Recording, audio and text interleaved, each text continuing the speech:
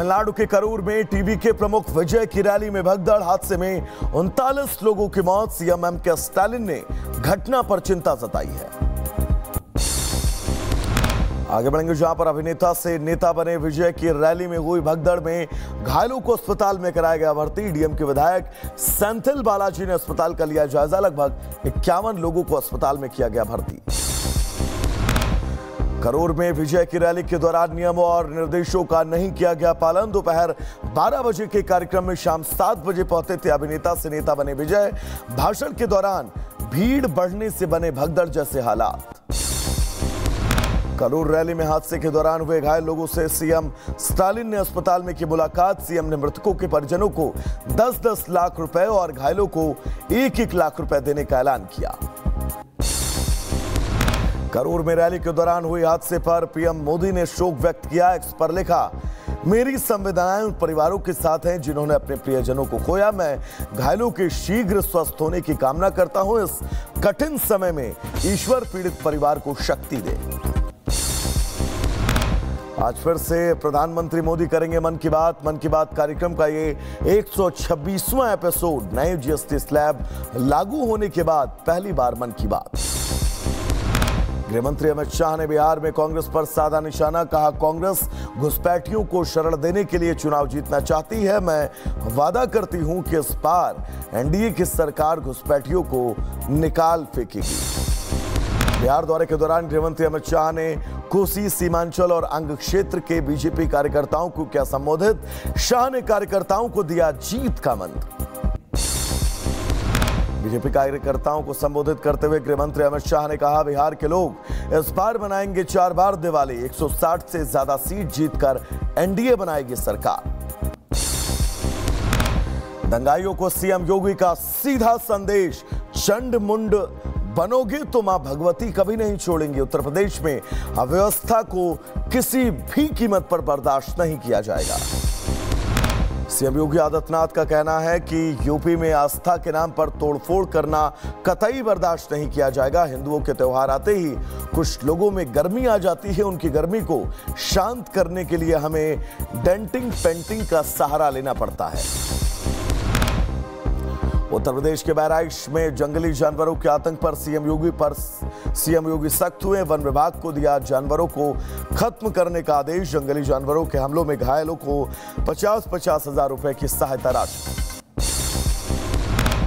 UP में हिंसा के मामले में इत्तेहाद-ए-मिल्लत काउंसिल के प्रमुख मौलाना तौकीर रजा को गिरफ्तार किया गया। जुमे की नमाज के बाद मौलाना के बुलावे पर आई थी भीड़ जिसने की थी हिंसा। यूपी के बरेली में हिंसा के बाद यूपी पुलिस का बड़ा एक्शन। पुलिस ने मौलाना तौकीर रजा समेत 8 लोगों को भेजा जेल। 40 लोगों को हिरासत में लिया। 2000 लोगों के खिलाफ एफआईआर। बरेली में हिंसा के बाद इंटरनेट किया गया बंद। आज रात 12:30 बजे तक जिले में बंद रहेगी इंटरनेट सेवा। गृह सचिव गौरव दयाल के निर्देश पर एक्शन। बरेली में हुई हिंसा की जांच के लिए एसआईटी का गठन। एसपी सिटी की अगुवाई में 8 सदस्यीय टीम करेगी जांच। 5 थानों में दर्ज सभी 10 मुकदमों की जांच। बरेली में हिंसा के आरोपी नदीम की तलाश में जुटी पुलिस। इत्तेहाद-ए-मिल्लत काउंसिल का पूर्व जिलाध्यक्ष नदीम। शुक्रवार को हुई हिंसा के बाद से गायब है नदीम का परिवार। बरेली में दंगाइयों पर हुई कार्रवाई का मौलाना साजिद रशीदी ने किया विरोध। कहा, मुसलमानों को टारगेट करना छोड़ दे मुख्यमंत्री योगी, हम पर रहम करें। कुछ समय पहले ऐसा नहीं होता था। योगी जी पहले इस बात को तय करें कि आपको मुसलमान चाहिए कि नहीं चाहिए। आप खुल के बोलिए ना कि हमें मुसलमान नहीं चाहिए। दंगाइयों पर सीएम योगी के एक्शन के बाद भड़के कांग्रेस नेता अजय राय विवादित बयान देते हुए कहा, सीएम योगी का मानसिक संतुलन ठीक नहीं, उन्हें अपना इलाज कराना चाहिए। योगी आदित्यनाथ को निश्चित तौर से अपना उनको खुद इलाज करना चाहिए और खुद उनको अपना मानसिक संतुलन देखना चाहिए। यूपी के वाराणसी में दंगाइयों पर सीएम योगी की कार्रवाई का लोगों ने किया समर्थन। गंगा आरती के दौरान कहा, I love Yogi Adityanath. UP के बरेली में दंगाई पर हुए एक्शन के बाद पुलिस पर भड़के सपा नेता रविदास मेहरोत्रा। कहा, पुलिस ने क्रूरता की सारी हदें पार की। यूपी में चल रहा जंगल राज। बरेली में हुई हिंसा पर सीएम योगी के एक्शन और बयान के बाद नरम पड़े सपा नेता सुमैया राणा के तेवर। कहा तौकीर रजा ने युद्ध की तैयारी नहीं की थी, नमाजियों को जानबूझकर मारा गया। अजमेर दरगाह के दीवान सैयद नसीरुद्दीन चिश्ती का बयान। कहा हिंदुस्तान में सभी देवी देवताओं की पूजा करने का हक, बरेली में जज्बात का नाजायज फायदा उठाया गया। एक ऐसा मुल्क है, सबको अपने अपने आराध्य या अपने जिनको उनकी पूजा करते हैं तो सबको आई लव यू कहने का हक है कि कोई हमारे इन जज्बात का नाजायज फायदा ना उठाए, जैसा कि कल बरेली में देखने को मिला है। बहुत दुर्भाग्यपूर्ण घटना थी।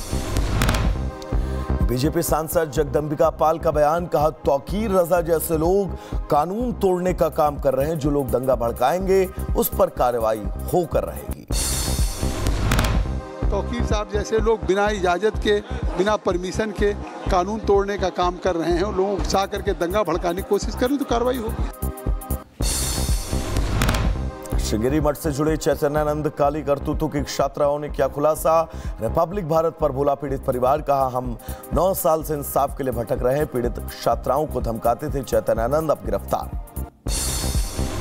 सोनम वांगचुक पर लद्दाख के डीजीपी का बड़ा खुलासा। कहा वांगचुक के पाकिस्तान से है संबंध, लद्दाख में हमने पाकिस्तान के एक पीआईओ को भी गिरफ्तार किया है। लेह हिंसा में विदेशी तत्वों के शामिल होने के सवाल पर बोले डीजीपी। कहा जांच के दौरान कुछ लोगों को गिरफ्तार किया गया, इनकी पहचान नेपाली नागरिक के रूप में हुई जो यहां मजदूर के रूप में काम करते हैं। बिहार के सीएम नीतीश कुमार का आरजेडी अध्यक्ष लालू प्रसाद यादव पर हमला। खगड़िया में कार्यकर्ता संवाद के दौरान कहा ससुरा जब खुद सीएम से हट गया तो अपनी पत्नी को बना दिया। सीएम नीतीश के बयान पर तेजस्वी का पलटवार। कहा अब नीतीश कुमार जी बिहार चलाने के योग्य नहीं रह गए हैं, बिहार का विकास तेजी से करने वाली सरकार चाहिए। लब मोहम्मद के मामले पर उठे बवाल को लेकर बिहार में गरमाई सियासत। बीजेपी नेता गिरिराज सिंह ने कहा बवाल के लिए असदुद्दीन ओवैसी, राहुल गांधी, तेजस्वी जिम्मेदार।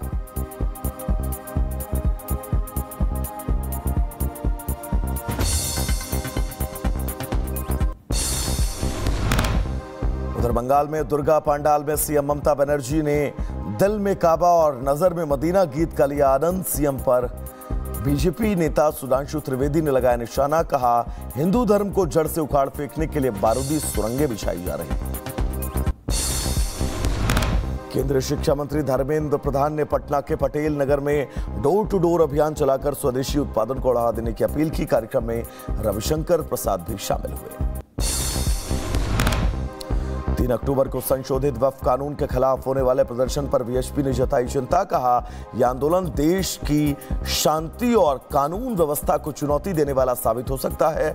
मुस्लिम पर्सनल लॉ बोर्ड और कई मुस्लिम संगठनों ने प्रदर्शन का ऐलान किया। यूएनओ में पाक पीएम शहबाज के हिंदुत्व पर दिए गए बयान पर बीएसपी ने लगाई लताड़। आलोक कुमार ने कहा हिंदू की प्रार्थना सबके कल्याण और शांति के लिए, हिंदू हिंसक नहीं और यही सच। यूपी सरकार में कैबिनेट मंत्री जयवीर सिंह ने मैनपुरी में सुनी लोगों की समस्या। कहा लब मोहम्मद विवाद पर कोई नहीं दर्ज हुई केस, आपको बता दें कानून का उल्लंघन करने वालों पर कड़ी कार्रवाई हुई है। सीएम धामी ने हरिद्वार का किया दौरा, आपको बता दें दौरा। जूना अखाड़े में स्थित माया देवी मंदिर में की पूजा। अखाड़ा परिषद अध्यक्ष से मुलाकात की। हरिद्वार आपको बता दें सीएम धामी ने बाजार में जाकर व्यापारियों से संवाद किया है। व्यापारियों ने धामी का जमकर अभिनंदन किया। उत्तराखंड में बीजेपी ने प्रदेश पर नई कार्यकारिणी का गठन किया। पूर्व शिक्षा मंत्री अरविंद पांडे ने कार्यकारिणी के पदाधिकारियों को शुभकामनाएं दी। शासन चुनाव में एबीवीपी का परचम 51 अध्यक्ष, 48 उपाध्यक्ष, 41 महासचिव और 8 सांस्कृतिक सचिव हुए विजयी।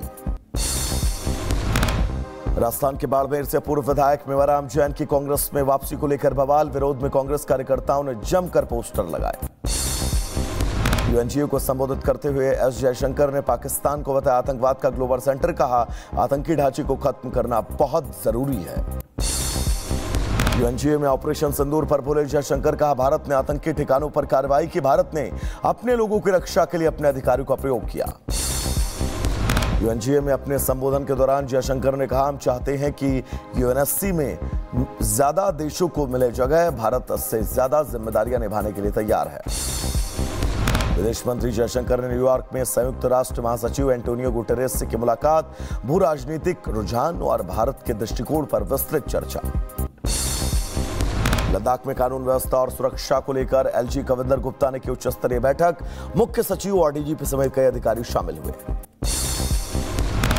लेह में 3 दिनों की हिंसा के बाद कर्फ्यू में ढील। प्रशासन ने चरणबद्ध तरीके से 2 घंटे की दी ढील। खरीदारी के लिए दुकानों पर उमड़े लोग। यूपी के गाजीपुर में माफिया मुख्तार अंसारी के करीबी रियाज अंसारी के सहयोगी परवेज जमाल की 24 करोड़ की संपत्ति कुर्क। मुख्तार की मौत के बाद रियाज अंसारी चला रहा था D131 gang. UK SSC paper की लीक मामले में जांच कर रहे एसआईटी ने हरिद्वार कलेक्ट्रेट सभागार में किया खुला संवाद। सुरक्षा व्यवस्था, नकल रोकथाम और परीक्षा प्रणाली जैसे मुद्दों में अभ्यर्थियों से चर्चा की। पेपर लीक आपको बता दें, उत्तराखंड के हरिद्वार में कांग्रेस कार्यकर्ताओं ने किया हंगामा। सीएम धामी के दौरे से पहले किया हंगामा। पुलिस ने कई प्रदर्शनकारियों को हिरासत में लिया।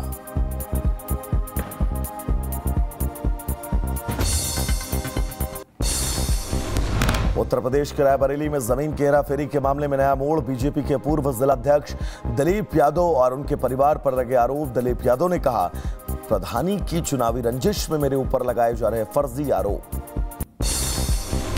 यूपी के अंबेडकर नगर में मिशन शक्ति फेज 5 के तहत साक्षी विश्वकर्मा बनी 1 दिन के लिए डीएम। अकबरपुर तहसील सभागार में जनता दर्शन के लिए सुनी लोगों की समस्याएं।